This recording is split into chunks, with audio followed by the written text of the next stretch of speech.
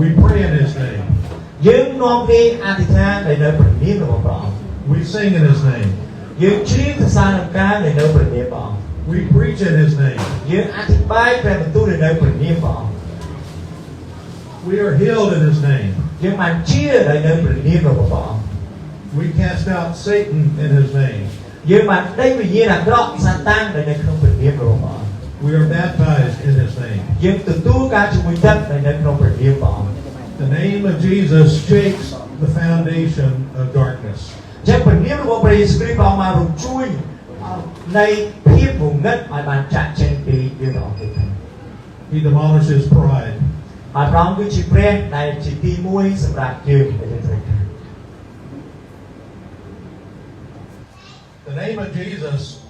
isn't just part of the Christian life,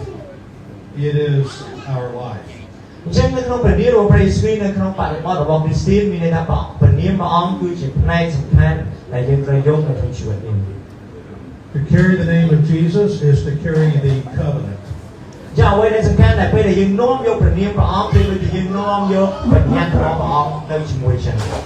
And to speak the name of Jesus is to release authority. ហើយនៅពេលដែលយើងនិយាយអំពីព្រះនាមព្រះអង្គគ្រប់ទីកន្លែងវាដូចជាមានន័យថាបញ្ចេញនៅអំណាចរបស់ព្រះជាស្ដេចរបស់ព្រះអង្គ